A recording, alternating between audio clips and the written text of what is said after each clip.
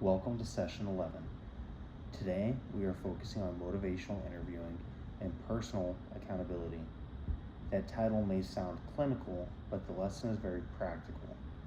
This session is about why change matters, what makes change difficult, and what you are willing to do differently so another DUI does not happen. A DUI can create legal consequences, financial stress, embarrassment, fear, family conflict, and loss of trust. Those consequences matter, but consequences by themselves do not always create lasting change. Many people face consequences and still return to the same patterns. Other people use the experience as a turning point. Today is about turning the experience into a turning point. Motivational interviewing is a counseling approach that helps a person explore their own reasons for change. It is not about being forced, lectured, or shamed. It is not about someone else telling you what you should care about. It is about slowing down enough to ask honest questions. Why do I want my life to be different? What could happen if I do not change? What do I want to protect? What gets in the way? What am I willing to commit to? Personal accountability means taking responsibility for your choices without getting stuck in shame. Accountability says, my choices matter and I can choose differently. Shame says, I am bad, so there is no point. Shame often leads people to hide. Accountability helps people take action. The purpose of today's session is not to make you feel worse. The purpose is to help you become more honest, more prepared, and more responsible moving forward. A helpful phrase for this session is this: I can take responsibility without attacking myself. That is important. If you only attack yourself, you may shut down. If you only excuse yourself, you may not change. Accountability is the middle path. It tells the truth and then asks, what is the next right step? We're at a pause point. Pause the recording now and complete worksheet part 1, motivation check-in. This section asks you to rate how important change feels and how confident you feel right now. Answer honestly. There is no need to exaggerate your score.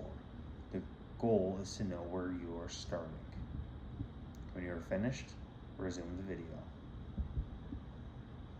Motivation, external and internal. There are two kinds of motivation that often show up after a DUI: external motivation and internal motivation.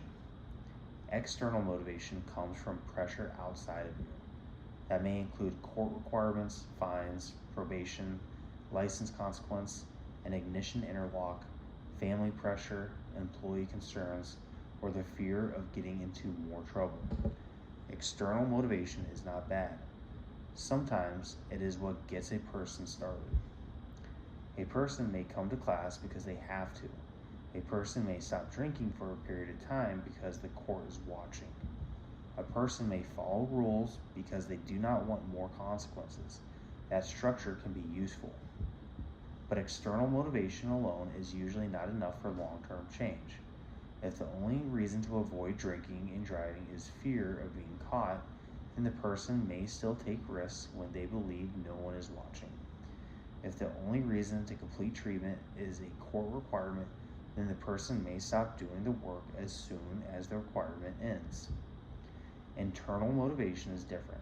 Internal motivation comes from inside of you. It connects you to your values, your future, your family, your freedom, your health, your faith, your career, your self-respect, or the kind of person you want to become. External motivation says, I have to change. Internal motivation says, I want my life to be different. External motivation says, I do not want to get in trouble. Internal motivation says, I do not want to put myself or anyone else at risk. External motivation says, the court is making me do this. Internal motivation says, I can use this situation to grow and make better choices. Both kinds of motivation can exist at the same time. You may not have started this process for completely personal reasons. That is okay. Many people start because of outside pressure. The goal is to develop stronger internal reasons as you move forward. Internal motivation matters because it stays with you when no one else is around. It matters when you are tired, stressed, angry, embarrassed, lonely, celebrating, or around people who are pressuring you. It matters when the legal process is over. It matters when you have to make a decision in real life. A strong internal reason for change might be, I want to be alive and free. I want my family to trust me. I want to be a safe driver. I want to stop creating problems for myself. I want to be present for my children. I want to keep my job. I want to stop paying for the same mistake. I want to respect myself. I do not want alcohol or drugs making decisions for me. The strongest reasons are usually personal. They are not copied from someone else. They come from what you care about. Ambivalence, wanting two things at the same time. One reason change is difficult is ambivalence. Ambivalence means wanting two different things at the same time. A person may want to avoid another DUI, but still want to drink with friends. A person may want to stay sober, but still want to escape stress. A person may want family trust, but not want family asking questions. A person may want freedom, but not want to change routines. A person may want to be responsible, but still feel resentful about consequences. Ambivalence is normal. It does not mean you are lying, it means there are competing parts of you. One part might say, I like drinking. It helps me relax. My friends drink. I do not want to feel left out. I know my limit. I can handle it. I only live a few minutes away. I do not want people telling me what to do. Another part might say, I do not want another DUI. I could have hurt someone. I am tired of legal problems. I want my family to trust me. I want to save money. I want to feel proud of myself. I do not want to be controlled by substances. I need a better plan. Motivational interviewing does not pretend the first part does not exist. It helps you listen more carefully to the part that wants safety, freedom, responsibility, and growth. This is called change talk. Change talk is any statement that points towards healthier behavior. Examples of change talk include, I need to stop taking chances. I want to be better for my family. I do not want to keep starting over. I know I need a right plan. I want to be trusted again. I want to deal with stress differently. I want this DUI to be the last one. The more clearly you can name your own reasons for change, the more useful this class becomes. We're at a pause point. Pause the recording and complete worksheet part 2, my reasons for change. This section asks you to write personal reasons for change, what you could lose if you do not change, and what you could gain if you do change. Take your time. Try to write answers that actually sound like you, not answers you think someone else wants to hear. When you're finished, resume the video. Looking honestly at the cost of staying the same. People often think a lot about the cost of change. They think about what they may have to give up. They may think about not going to certain places, not drinking with certain people, spending money on rides, attending meetings, being honest with family, or changing habits. Those costs may be real. Change can be uncomfortable, but it is also important to look at the cost of staying the same. Staying the same could lead to another DUI, jail time, probation violations, more fines, higher insurance, license problems, job loss, relationship damage, family stress, injury, death, or the guilt of hurting another person. The most serious risk of DUI is not getting caught. The most serious risk is hurting or killing someone, including yourself, a passenger, another driver, or a pedestrian. Legal consequences are serious, but human consequences are even more serious. A person may say, I only live 5 minutes away, but a crash can happen in 5 seconds. A person may say, I was not that bad, but impairment begins before a person feels completely out of control. A person may say, I drive better than most people, but alcohol and drugs affect judgment. reaction time, coordination, attention, and decision making. Accountability means I stop making exceptions for myself. That sentence is worth repeating. I stop making exceptions for myself. Not because you are a bad person, not because you are hopeless, but because your life matters and other people's lives matters. The benefits of change. Now look at the other side. Change is not only about avoiding punishment. Change is also about gaining something better. Change can bring peace of mind, it can bring freedom, and it can rebuild trust. It can protect your license, your job, your family, and your future. It can help you feel proud instead of ashamed. It can help you become someone other people can count on. It can help you stop living in crisis mode. For some people, change means full sobriety. For others, change may begin with a strict rule that they never drive after drinking or using. For some, change includes treatment, support groups, counseling, peer support, family support, faith support, or a new daily routine. The important thing is that the plan must match the risk. If drinking has repeatedly led to dangerous choices, then the plan needs to address drinking.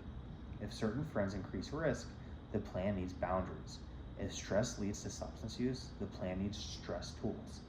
If the person tends to overestimate their ability to drive, the plan needs a firm no driving rule. A vague plan is usually not enough.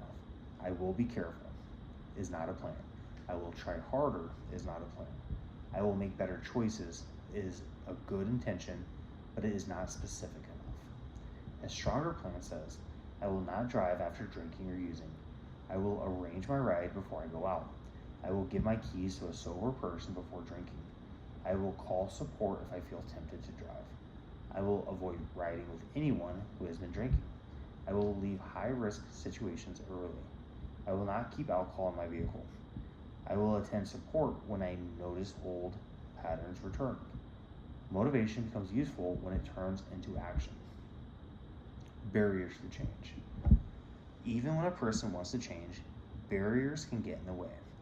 Common barriers include stress, anger, loneliness, shame, boredom, peer pressure, relationship conflict, family conflict, old friends, old routine, overconfidence, denial, lack of transportation, lack of support, and the belief that I can handle it. One of the most dangerous barriers is overconfidence.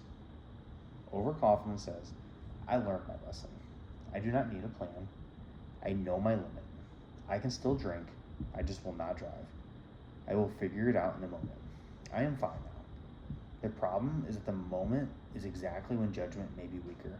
If alcohol or drugs are involved, the decision-making part of the brain is not working at its best. This is why the plan needs to happen before the high-risk moment. Another barrier is shame.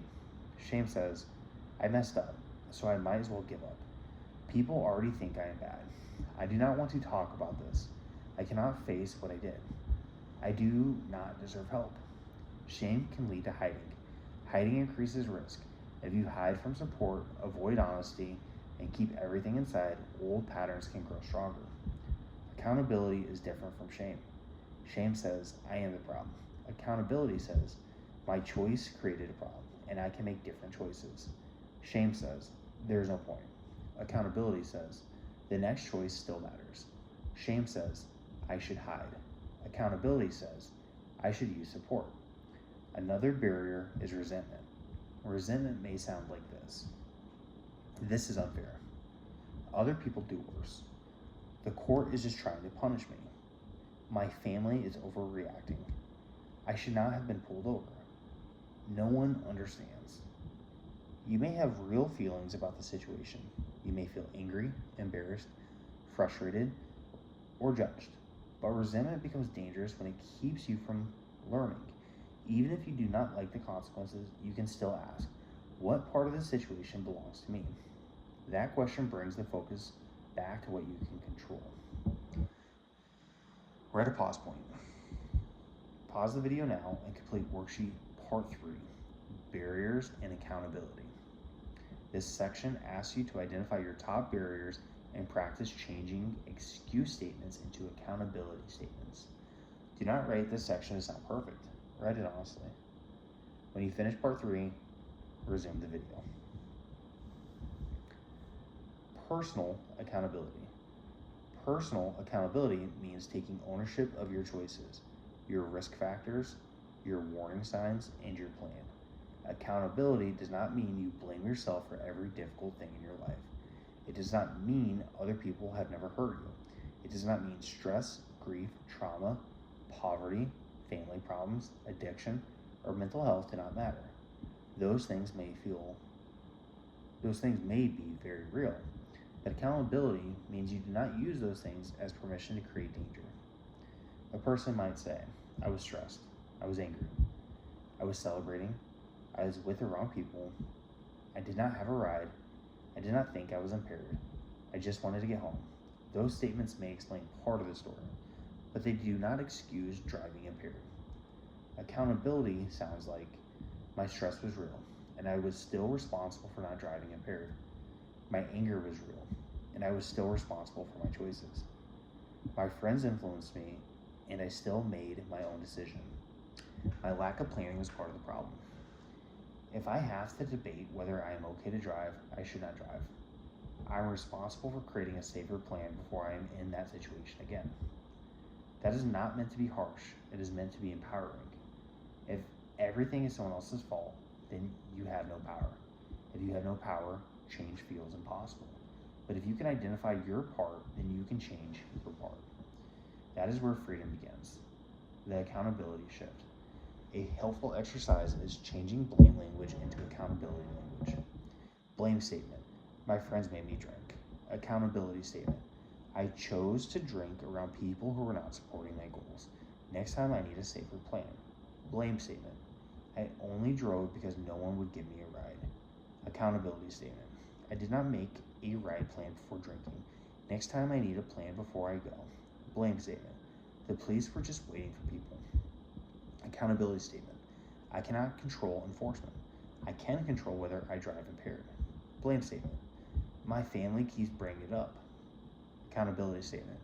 My choices affected trust. I need to rebuild trust through consistent action. Blame statement. I was not that bad. Accountability statement. If I have to convince myself I am okay to drive, I should not drive. This shift matters because it gives you something to do. Blame keeps the focus on other people. Accountability brings the focus back to choices. Again, the goal is not to beat yourself up. The goal is to be honest enough to change the pattern. Values and identity. Long-term change is stronger when it connects to values. Values are the things that matter most to you.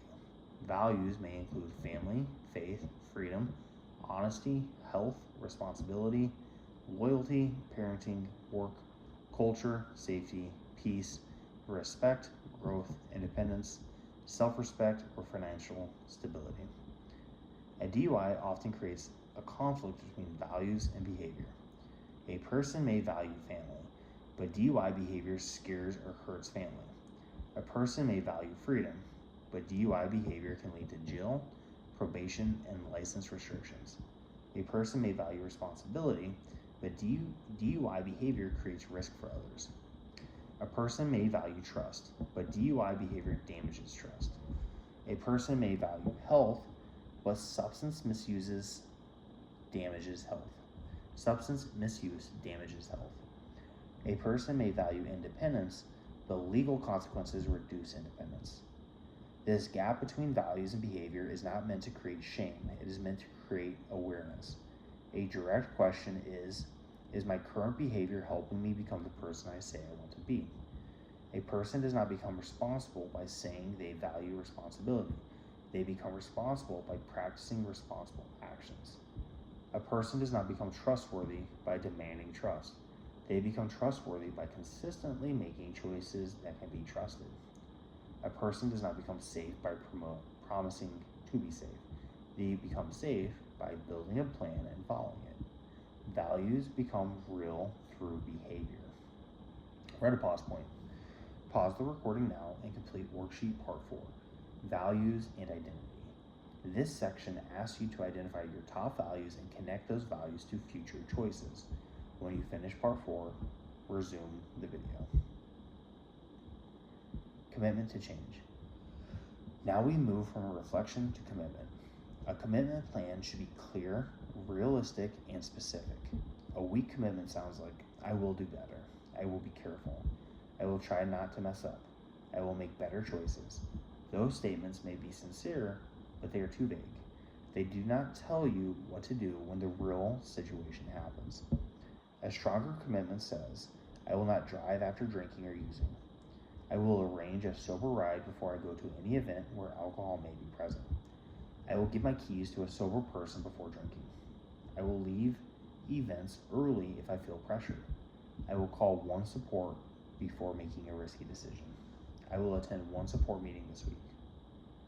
I will avoid riding with anyone who has been drinking. I will not keep alcohol in my vehicle. I will use a ride share or stay where I am rather than drive impaired. A useful commitment plan answers, what will I do? When will I do it? Who will help me? What barrier might get in the way? What will I do if that barrier happens? How will I know I followed the plan? This is where motivation becomes behavior. The importance of choice. Motivational interviewing respects autonomy. Autonomy means you have choices. A counselor, court, family member, or support person can guide, teach, reflect, and challenge, but you still have to choose your response. That does not mean you choose whether DUI is dangerous. DUI is dangerous. It does not mean you choose whether legal consequences exist. They may exist, but you do choose how you respond.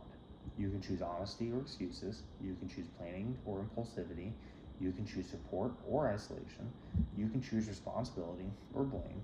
You can choose short-term comfort or long-term freedom. You can choose to learn from this or repeat the pattern. Choice is connected to accountability.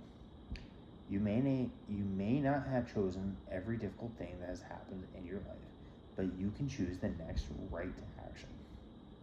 We're at a pause point. Pause the video now and complete worksheet part 5, commitment plan.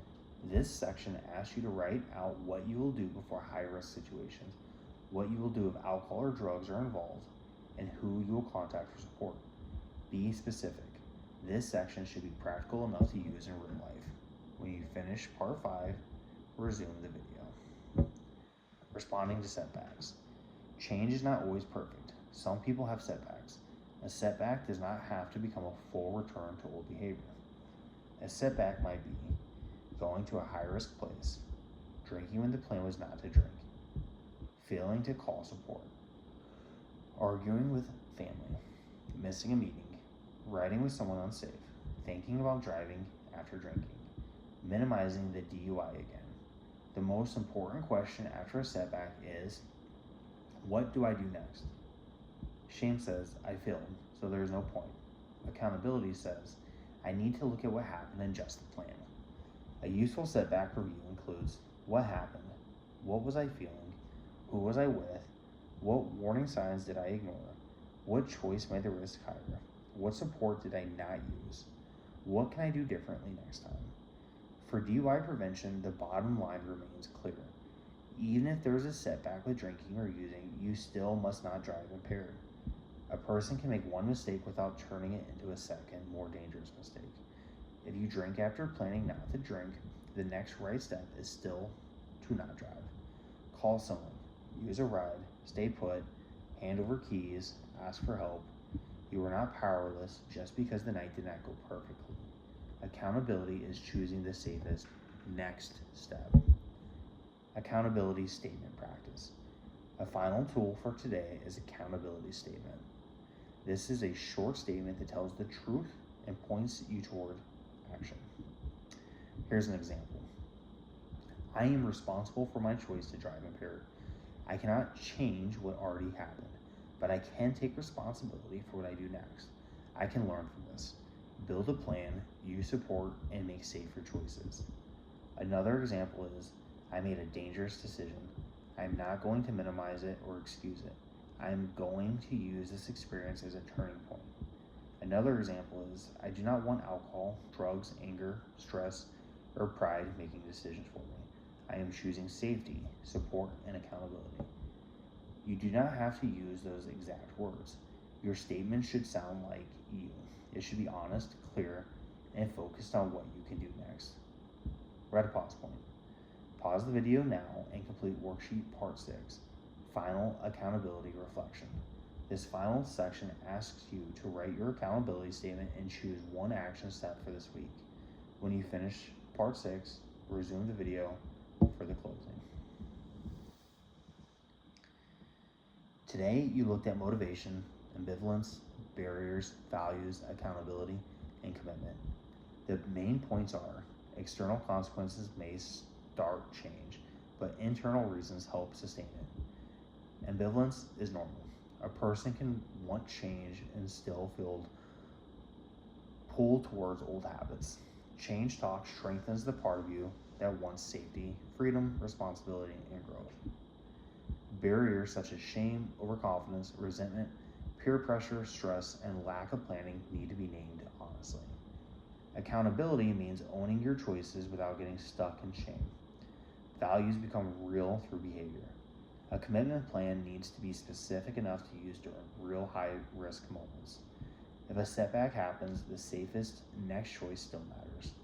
The goal is not to say, I will never struggle.